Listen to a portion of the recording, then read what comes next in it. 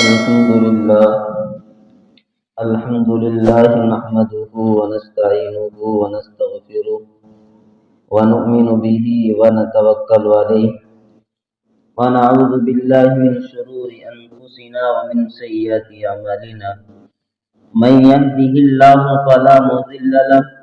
ومن يضلله فلا هادي له ونشهد أن لا إله إلا الله وحده لا شريك له ونشهد أن محمدا عبده ورسوله أما بعد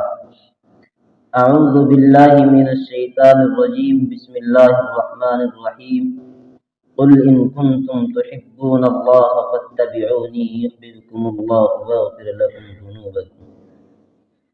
وقال تعالى قل أطيعوا الله وأطيعوا الرسول فإن تولوا فإن الله لا يحب الكافرين صدق الله العظيم وقال النبي صلى الله عليه وسلم لا يؤمن أحدكم حتى أكون أحب إليه من والده وولده والناس أجمعين أو كما قال عليه الصلاة والتسليم کہ محمد سے وفا تو نے تو ہم تیرے کہ محمد سے وفا تو نے تو ہم تیرے ہیں لوح قلم چیز ہے کیا یہ دونوں جہاں تیرے ہیں دو جہاں کی کامیابی کر تجھے درکار ہے دو جہاں کی کامیابی کر تجھے درکار ہے ان کا دامن تھام لے جن کا محمد نام ہے صلی اللہ علیہ وسلم۔ حضرات مکرم معزز مصلیان جامع مسجد، بزرگوں، نوجوانوں، خطبے کے اندر قرآن مقدس کی دو مختصر آیت اور پیارے حبیب صلی اللہ علیہ وسلم کی ایک حدیث مبارکہ تلاوت کی۔ اللہ رب العزت کی بارگاہ میں دعا گو ہوں کہ حق جل مجدہ صحیح بات کہنے کی اور سن کر پھر ہم سب کو اس پر عمل کی توفیق عطا فرمائے۔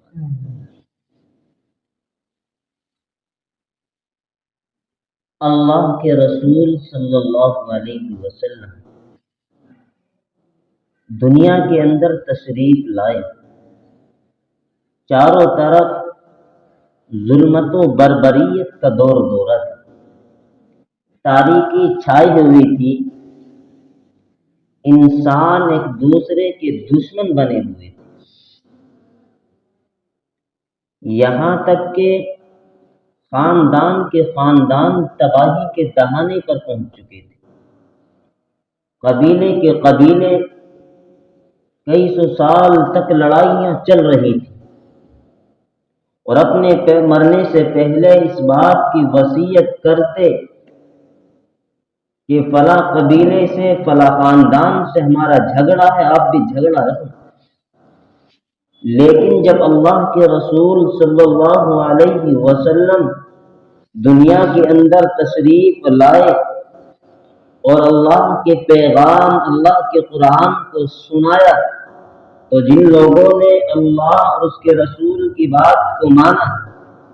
اور اللہ کے رسول صلی اللہ علیہ وسلم سے سچی محبت کی، تو پھر اللہ تبارک و تعالی نے انہیں اس دنیا کے اندر بھی کامیابی عطا فرمائی اور پھر اللہ نے قرآن کریم کے اندر اپنی راضی ہونے کا فرمانا سنا دیا۔ کیوں؟ اس لیے کہ انہوں نے اللہ کے رسول صلی اللہ علیہ وسلم کی اتباع کی، اللہ کے رسول صلی اللہ علیہ وسلم سے جیسی محبت ہونی چاہیے تھی اس طریقے کی محبت انہوں نے کی تھی۔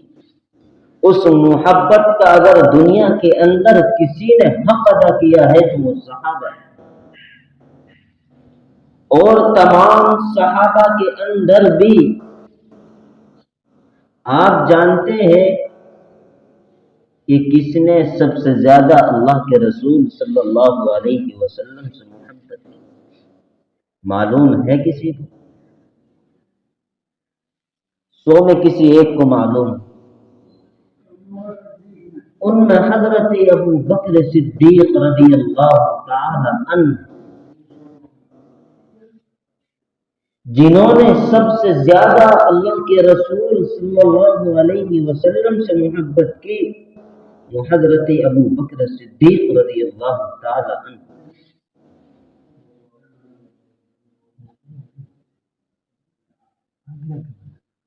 اللہ کے رسول صلی اللہ علیہ وسلم نے اپنی زبان مبارک سے خود ارشاد فرمایا کہ میں نے تمام انسانوں کا احسان دنیا کے اندر چکا دیا ہے، لیکن ابو بکر صدیق رضی اللہ تعالی عنہ کے احسانات کا بدلہ اللہ تبارک و تعالی قیامت کے دن خود عطا کرے۔ آپ اندازہ لگائیے کہ ابو بکر رضی اللہ تعالی عنہ کو اللہ کے رسول صلی اللہ علیہ وسلم سے کیسی محبت تھی کہ جب اللہ کے رسول صلی اللہ علیہ وسلم ہجرت کر کے مکہ المکرمہ سے چلے تو حضرت ابو بکر رضی اللہ تعالی عنہ ساتھ ہیں۔ اس سے پہلے آپ نے اپنے گھر والوں کو اللہ کے رسول صلی اللہ علیہ وسلم کی خدمت کے لیے مقرر فرما دیا ہے۔ جو آپ کے صاحبزادے حضرت اسماء رضی اللہ تعالی عنہا ہیں، جن کی عمر اس وقت صرف 8 سال ہے، ان کا انتخاب کیا کہ آپ کو کھانا پہنچانا ہے۔ اپنے بیٹے عبد الرحمن کو کہا کہ آپ کو مشرکین مکہ کے درمیان جو گفتگو ہوتی ہے، جو باتیں چلتی ہیں، ان کی خبر لے کر کے ہم تک پہنچانی۔ اور آپ کا جو غلام تھا، اس غلام سے کہا کہ آپ بکریاں چراتے ہوئے ہمارے پاس آئیں گے تاکہ ہمارے قدموں کے نشانات بھی مٹ جائیں اور ہمیں دودھ پینے کے لیے بھی مل جائے۔ محمد رسول اللہ صلی اللہ علیہ وسلم کو دودھ پینے کے لیے بھی مل جائے۔ یہ محبت تھی حضرت ابو بکر صدیق رضی اللہ تعالی عنہ کی۔ جب غار ثور کے اوپر حضرت ابو بکر صدیق رضی اللہ تعالی عنہ اور محمد عربی صلی اللہ علیہ وسلم چڑھنے لگے، غار حرا پہاڑ نیچا ہے، غار ثور پر چڑھنا دشوار ہے، اس لیے کہ اس وقت جو اس پر پتھر تھے وہ نوکیلے تھے، اور ابو بکر صدیق رضی اللہ تعالی عنہ کو گوارا نہیں کہ میرے پیغمبر محمد رسول اللہ کے قدم مبارک زخمی ہو جائے۔ ابو بکر نے کہا یا رسول اللہ، آپ میرے اوپر بیٹھ جائیے، میں آپ کو لے کر کے اوپر چڑھوں گا، کہیں ایسا نہ ہو کہ نوکیلے پتھر ہے اور آپ کے لگ جائے اور زخم ہو جائے۔ چنانچہ ابو بکر نیچے کو بیٹھے، اللہ کے رسول صلی اللہ علیہ وسلم کو اپنی پشت پر بٹھایا اور حضرت ابو بکر رضی اللہ تعالی عنہ آپ صلی اللہ علیہ وسلم کو لے کر کے غار ثور پر پہنچے۔ پھر وہاں لے جا کر کے اللہ کے رسول سے کہا یا رسول اللہ تشریف رکھیے، میں غار کو اندر سے جا کر کے صاف کر دیتا ہوں۔ ابو بکر صدیق رضی اللہ تعالی عنہ نے اندر سے جا کر کے غار کو صاف کر دیا، جو سوراخ پہ ان میں کپڑے لگا دیے، پھر کہا یا رسول اللہ تشریف لائیے۔ اب ایک سوراخ بچا ہوا تھا، اس پر اپنی ایڑی مبارک کو رکھ دیا۔ اب اللہ کے رسول صلی اللہ علیہ وسلم حضرت ابو بکر صدیق رضی اللہ تعالی عنہ کی ران پر سر رکھ کر آرام فرما رہے ہیں، نیند کے اندر ہے، بلکہ عطاء اللہ صاحب بخاری رحمہ اللہ نے فرمایا کہ ایسا معلوم ہوتا ہے کہ رحم کے اوپر قرآن کریم رکھا ہوا ہے اور قرآن کریم کی تلاوت کی جا رہی ہے۔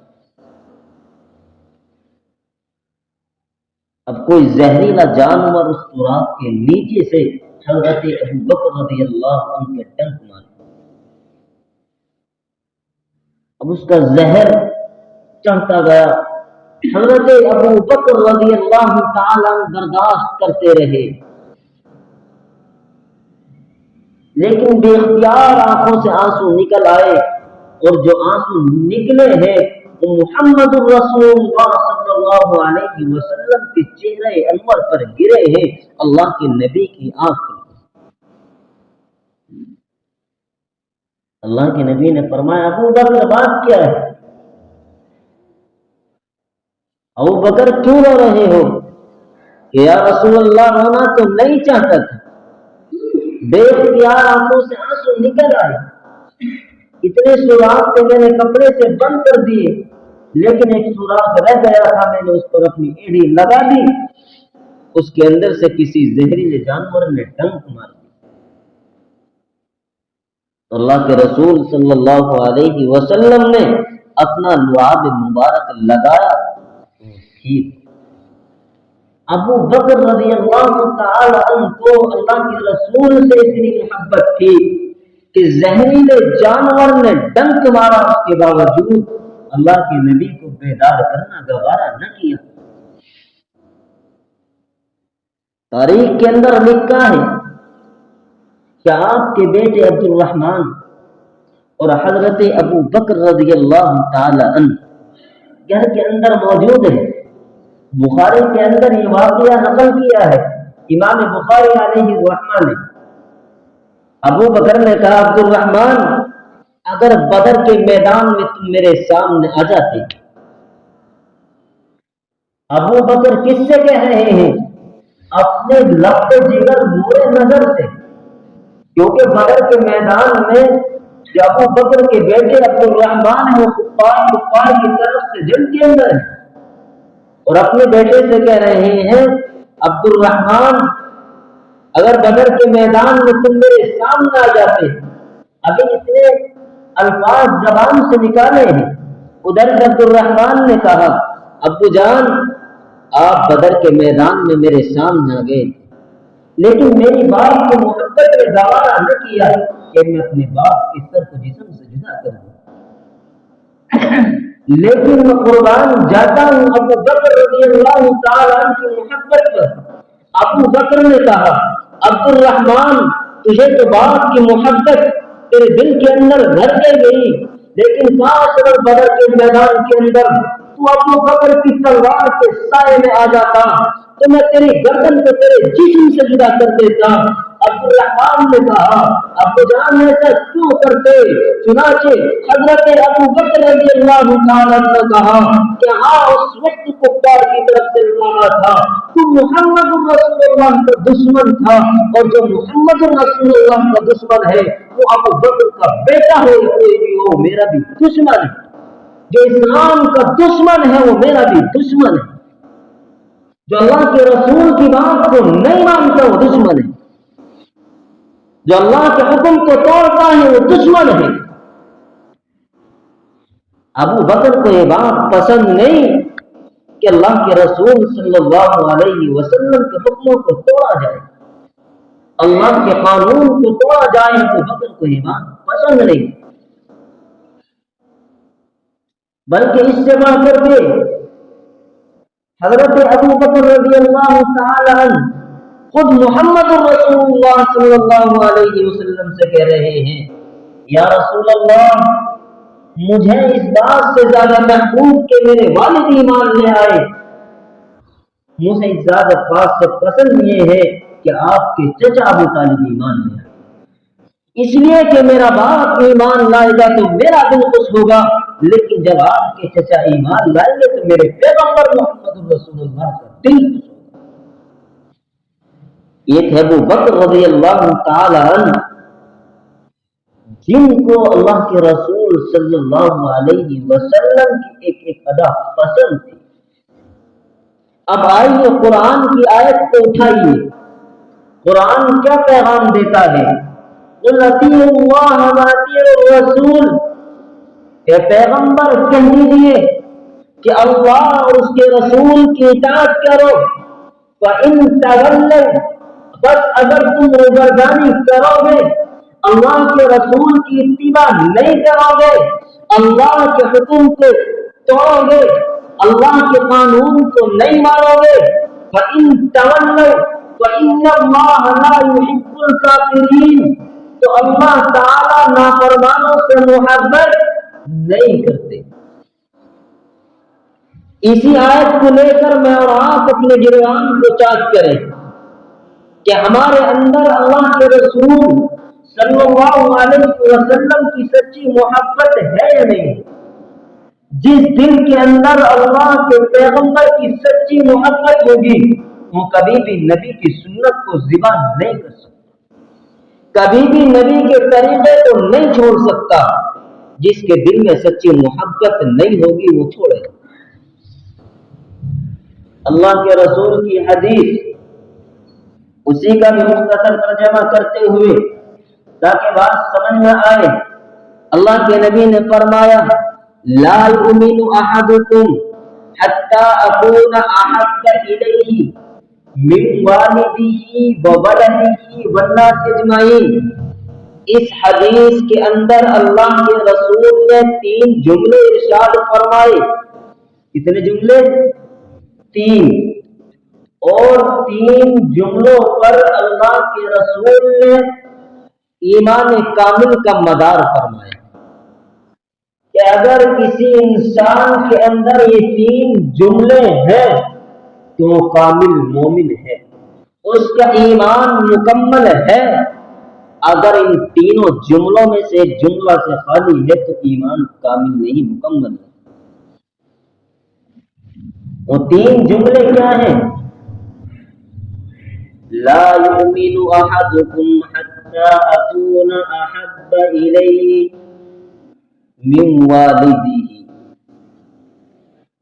کہ تم میں سے کوئی کامل مومن اس وقت تک نہیں ہو سکتا جو اپنے والد سے زیادہ مجھ سے محبت کرے۔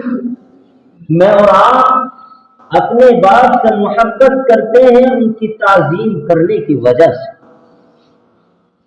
میرا اور میرے باپ کا خون کا رشتہ ہے، ان کی عظمت میرے دلوں کے اندر ہے کہ میرے باپ، لیکن اللہ کے رسول صلی اللہ علیہ وسلم ہمارے سب سے بڑے ہیں، لہذا ہمیں چاہیے جتنی تعظیم ہم اپنے باپ کی کرتے ہیں اس سے بڑھ کر کے پیغمبر عربی محمد رسول اللہ صلی اللہ علیہ وسلم سے وولدہ، اور اپنی اولاد سے زیادہ محبت ہم اپنی اولاد سے محبت کرتے ہیں شفقت کی وجہ سے۔ اگر ہم اسی کے درجے میں تمام چھوٹے افراد آ جاتے ہیں، ہم چھوٹوں سے محبت کرتے ہیں شفقت کی وجہ سے، پیار کی وجہ سے۔ میرے آقا نے چھوٹوں سے پیار کرنا سکھلایا ہے۔ تاریخ اٹھا کر کے دیکھو، حدیث پڑھ کر کے دیکھو، پتا چلے گا میرے پیغمبر نے کیا سبق دیا ہے، کیا درس دیا ہے۔ اگر آپ چھوٹوں سے شفقت کی وجہ سے محبت کرتے ہو تو پھر اس محبت کا مقام یہ ہے کہ اس محبت سے بڑھ کر کے محمد رسول اللہ سے محبت ہونی چاہیے۔ اور آخری جملہ جو میرے پیغمبر نے فرمایا ہے، میرے پیاروں سنو، دل کے کانوں سے سنو، والناس اجمعین، تم دنیا کے لوگوں سے محبت کرتے ہو کسی کے بڑا پن کی وجہ سے، کسی کی مالداری کی وجہ سے، کسی کے چود رام کی وجہ سے، کسی کے عہدے کی وجہ سے، کسی کے کرسی کی وجہ سے۔ یہ لوگوں یہ دنیا کے انسان ہیں، لیکن میں کہتا ہوں میرے آقا نے فرمایا اگر تم ان سے ان کے عہدے کی وجہ سے محبت کرتے ہو تو پھر تمہیں چاہیے جس کے سچے میں تمہیں دنیا کے اندر بھیجا گیا ہے اس سے ان لوگوں سے بڑھ کر کے محمد رسول اللہ صلی اللہ علیہ وسلم سے محبت ہونی چاہیے۔ جب تک اس دل کے اندر اللہ کے رسول صلی اللہ علیہ وسلم کی محبت نہیں آ سکتی، آپ کو سنت پر چلنے والے نہیں بن سکتے۔ تحریری شکل میں لکھ کر کے لے لو، چیلنج کے ساتھ بات کو کہہ سکتا ہوں کہ جب تک نبی کی محبت کائنات کے تمام انسانوں سے زیادہ ہمارے دل کے اندر نہیں آئے گی، اتباع رسول پر آپ نہیں چل سکتے۔ صحابہ کے لیے تمام کام آسان کیوں ہوا تھا؟ مالوں کو لٹا دیا، جان کی قربانی لگا دی، عورتوں کو بیوہ اور بچوں کو یتیم کر دیا، صرف ان کے کان میں اللہ کا فرمان پڑھنے کی دیر تھی، اللہ کے رسول صلی اللہ علیہ وسلم کا حکم پڑھنے کی دیر تھی، صرف لبیک کہا، کبھی نہ نہیں کہا۔ عرب کے رہنے والے شراب کے بڑے دل دادا تھے، لیکن جب قرآن کریم کی سورہ مائدہ کی آیت نازل ہوئی کہ آج کے بعد شراب حرام ہو چکی ہے، بڑے بڑے صحابہ شراب پی رہے تھے، لیکن جب اللہ کے رسول نے منادی کو بھیج دیا، جاؤ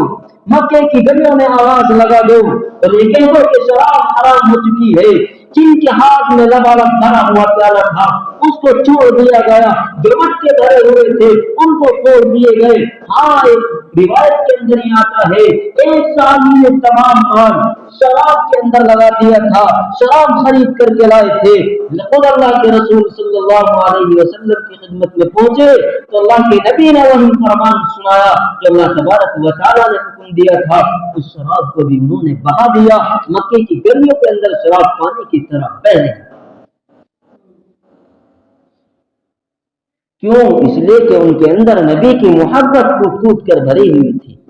مجھے اور آپ کو بھی ضرورت ہے اللہ کے رسول صلی اللہ علیہ وسلم کی سچی محبت۔ اللہ مجھے بھی اور آپ کو بھی محمد عربی صلی اللہ علیہ وسلم سے سچی محبت کرنے والا بنائے۔ وآخر دعوانا الحمدللہ رب العالمین۔ جن حضرات نے سنتیں نہیں پڑھی وہ پڑھ لیں، جو حضرات باہر ہیں وہ اندر آ جائیں۔